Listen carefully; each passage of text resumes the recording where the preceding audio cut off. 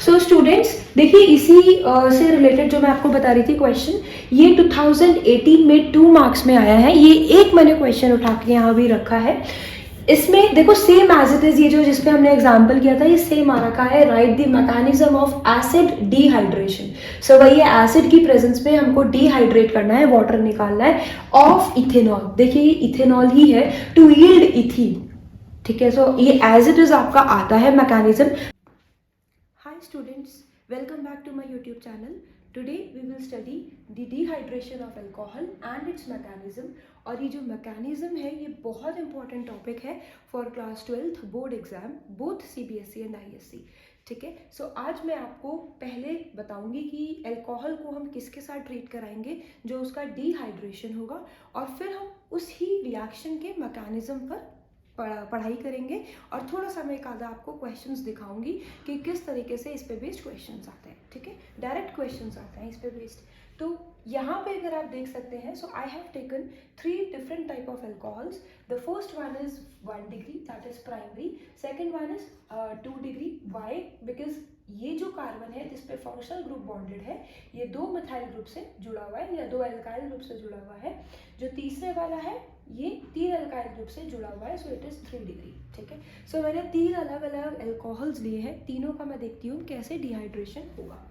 अब क्या होता है, जो इनका रिएक्शन क्या होता है अल्कोहल का, अगर हम प्रोटिक एसिड्स के साथ रिएक्शन कराएं तो ये क्या करते हैं, ये डिहाइड्रेट हो जाते हैं, मतलब ये वाटर रिमूव कर देते हैं। प्रोटिक एसिड का एग्जांपल होता है जो H पॉजिटिव रिलीज करते हैं ना, लेट्स से H2SO4 हो गया आपका, HCl हो गया आपका, H3PO4 हो गया आपका, ये सब आपके प्रोटिक एसिड्स होते हैं।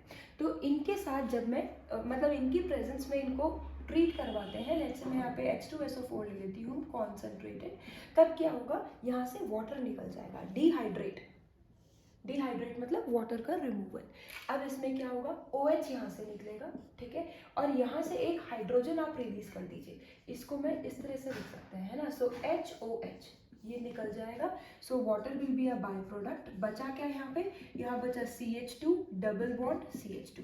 सो जब मैं 1 डिग्री को ट्रीट कराती हूँ कॉन्सेंट्रेटेड सल्फ्यूरिक एसिड से, टेम्परेचर यहाँ पे आएगा 443 केल्विन, याद रखिएगा। तो यहाँ पे एल्कीन बन जाता है। सेम अगर मैं 2 डिग्री से रिएक्शन कराऊंगी तो आप देखिएगा टेम्परेचर यहाँ पर कम हो गया, साथ में कॉन्सेंट्रेशन भी यहाँ पे कम हो गई। यहाँ पर 85% ऑफ H3PO4। रिएक्शन तो सेम होगी, एक अल्कोहल OH ग्रुप इसका जाएगा। ठीक है, सो इसको आप माइनस कर दीजिए। ठीक है, साथ में क्या होगा, इस वाले कार्बन का हाइड्रोजन नहीं रिलीज होगा, याद रखिएगा, इस वाले कार्बन से OH ऑलरेडी निकल चुका है। जो इसके एडजेसेंट कार्बन है, दिस इज अल्फा कार्बन जिसपे फंक्शनल ग्रुप होता है, बीटा कार्बन से आपका एक हाइड्रोजन निकल जाएगा। सो एक H यहाँ का, OH यहाँ का, बना H2O। ठीक है, अब ये क्या बना, ये रह गया CH2। ठीक है, डबल बॉन्ड C, OH हट चुका है, ये H एज इट इज, और ऊपर का CH3 as it is. 1 2 3 4 balance हो गया, मतलब एल्कीन ये आ चुका है। इसको मैं ऐसे भी लिख सकती हूँ, सिंगल बॉन्ड CH3। ठीक है, सेम अगर मैं इसमें बात करूँ तो आपका सेम प्रोसेस होगा, OH यहाँ से हटेगा।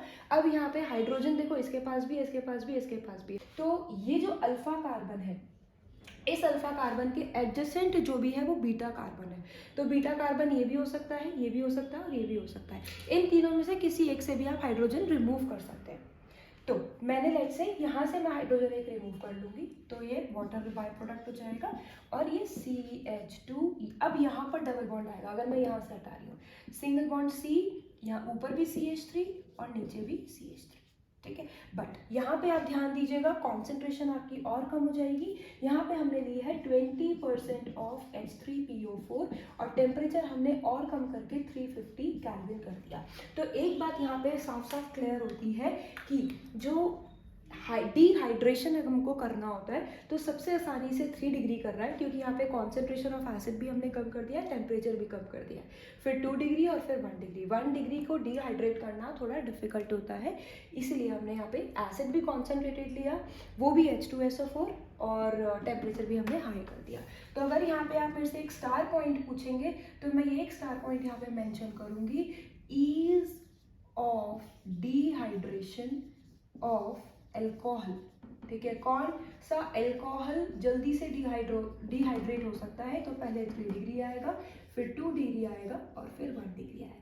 ठीक है, तो ये इसमें दिखने में बहुत आसान था ये। अब हम इसके फटाफट से मैकेनिज्म पे जाते हैं, जिसमें मैं आपको एक्सप्लेन करूंगी पूरा स्टेप्स जो है, प्रोसीजर जो है, और वही इंपॉर्टेंट पार्ट है, वही एग्जाम में डायरेक्ट आता है। ठीक है, so let's start the mechanism. यहाँ पर मैंने 1 डिग्री एल्कोहल लिया है। इसको जब हम कॉन्सेंट्रेटेड सल्फ्यूरिक एसिड से at this particular temperature treat करवाते हैं तो एल्कीन बनता है, ये अभी हमने पढ़ा। Now what happens about the mechanism, इसका प्रोसेस क्या होता है। सो सबसे पहले आता है आपका स्टेप 1, बहुत आसान है, प्रोटोनेशन ऑफ एल्कोहल। इसमें क्या होता है, जो आपका एल्कोहल है CH3CH2OH, इसके ऊपर ये जो एसिड है इसका प्रोटिक पार्ट रिएक्ट करेगा H पॉजिटिव आयन, और ये ऑक्सीजन बीइंग इलेक्ट्रोनेगेटिव ये अटैक करेगा ऑक्सीजन पे। इससे क्या होगा, CH3CH2 और ये जो ऑक्सीजन है इस पे एक हाइड्रोजन तो था ही पहले से और एक हाइड्रोजन और आ जाएगा।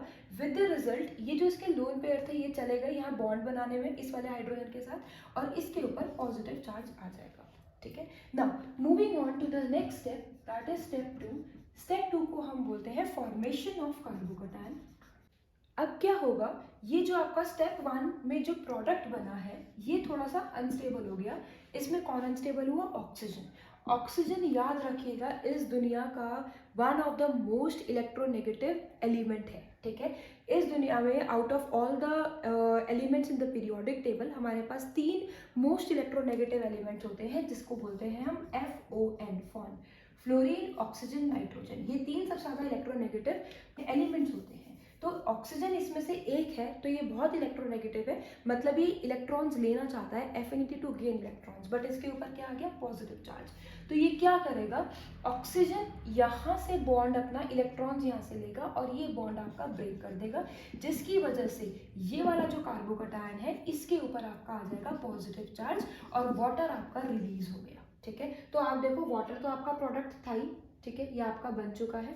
अब तीसरा आपको देखो, आपको ये रिएक्शन याद रखनी पड़ेगी, बाकी आप अपने आप दिमाग में आपको लर्न करने की भी जरूरत नहीं है, ये अपने आप बन जाएगा। कैसे, खुद सोचना, पहले इसका रिएक्शन इससे होगा तो कॉन्सेंट्रेटेड H+ आयन मतलब ये H+ आयन देगा, देने से ऑक्सीजन पे ही जाएगा, और कोई नहीं है यहाँ पर जो हाइड्रोजन H+ आयन को लेने के लिए इतना ज़्यादा टेंडेंसी रखता हो, तो ये ऑक्सीजन ही इस पर अटैक कर देगा, तो ऑब्वियसली अब ये टूटेगा। अब हमको क्या बनाना है, ये कार्बोकैटायन बन गया, तो खुद सोचिए यहाँ से हमको ये प्रोडक्ट बनाना है ना। तो let's move on to the step 3, जिसमें क्या होगा, एलिमिनेशन होगा। ठीक है, एलिमिनेशन क्या होगा, कैसे होगा, देखो ये CH2 चाहिए था हमें, ये CH2 बन गया, भाई यहाँ OH था ना, तो ये OH हटाना था, यहाँ से OH हट चुका है, यहाँ पर हमको CH2 चाहिए। ठीक है, ये CH3 से CH2 चाहिए, बट ये भी CH3 ही है। तो अब लास्ट स्टेप में क्या होगा, एलिमिनेशन ऑफ H+ आयन, यहाँ से एक हाइड्रोजन और हट गया, तो अपनी कहानी सॉल्व है। ये आपका CH3, इज इट विजिबल, हाँ, CH3 single bond CH2 positive है। ठीक है, तो अब क्या होगा, ये वाला जो हाइड्रोजन है, एक हाइड्रोजन ये रहा, एक हाइड्रोजन ये रहा, एक हाइड्रोजन ये रहा। ठीक है, ये क्या करेगा, यहाँ से ये अपना ये जो बॉन्ड है ये बॉन्ड हटा के यहाँ पर डालेगा और H+ आयन अलग हो जाएगा, तो ये क्या बन जाएगा, CH2। ठीक है, यहाँ पर आ गया डबल बॉन्ड CH2, ये पॉजिटिव जो चार्ज था वो इसको इलेक्ट्रॉन मिल गए ना यहाँ पे, तो ये बैलेंस आउट हो गया। ठीक है, पर एक चीज़ और है, मैंने आपको बताया था कि ईज ऑफ डिहाइड्रेशन क्या होता है, 3 degree greater than 2 degree greater than 1 degree. ठीक है, तो ऐसा क्यों होता है, क्योंकि जो ये कार्बोकैटायन है ये जितना स्टेबल होगा उतना जल्दी आपका रिएक्शन होगा। तो यहाँ पर आप देख सकते हैं ये जो कार्बन है उसके साथ एक ही अल्काइल ग्रुप जुड़ा हुआ है। ठीक है, तो इंडक्टिव इफेक्ट आपको पता ही है ना, अगर जो C पॉजिटिव है उसके ऊपर अगर एक ही मिथाइल ग्रुप है तो वो इतना स्टेबल नहीं होता, क्योंकि एक ही मिथाइल ग्रुप है जो अल्काइल ग्रुप है जो इलेक्ट्रॉन डोनेट कर सकता है। यहीं अगर मैं 2 अल्काइल ग्रुप की बात करूंगी तो दोनों की तरफ से इलेक्ट्रॉन आएंगे, making the C positive ion more stable. और अगर 3 डिग्री की बात करूंगी तो वो सबसे ज़्यादा स्टेबल कार्बोकैटायन होगा। ये हमने SN1 वाले उसमें भी पढ़ा था, क्योंकि यहाँ पर 3 एल्काइल ग्रुप्स होते हैं जो इस कार्बन को इलेक्ट्रॉन्स देकर उसको न्यूट्रल करेंगे, इसीलिए 3 डिग्री वाला कार्बोकैटायन सबसे ज़्यादा स्टेबल होगा, then 2 degree and then 1 degree. ठीक है। सो स्टूडेंट्स देखिए इसी से रिलेटेड जो मैं आपको बता रही थी क्वेश्चन, ये 2018 में 2 मार्क्स में आया है। ये एक मैंने क्वेश्चन उठा के यहाँ भी रखा है। इसमें देखो सेम एज इट इज, ये जो जिसपे हमने एग्जाम्पल किया था ये सेम आ रखा है। Right the mechanism of acid dehydration. So वही एसिड की प्रेजेंस में हमको डिहाइड्रेट करना है, वाटर निकालना है ऑफ इथेनॉल। देखिए इथेनॉल ही है, टू यील्ड इथीन। ठीक है। सो ये एज इट इज आपका आता है मैकेनिज्म। बाकी के क्वेश्चंस भी हैं थोड़े से रिलेटेड, बट मैं अभी इतना डिटेल में नहीं जा रही हूँ। इन दी एंड ऑफ दिस चैप्टर मैं सारे लास्ट ईयर क्वेश्चंस आपको करवाऊंगी, तो वो जरूर आप देखिएगा। ठीक है। This is all for today students. Tomorrow हम एक मैकेनिज्म और पढ़ेंगे, वो भी थोड़ा इंपॉर्टेंट है। ठीक है। Thank you, bye bye.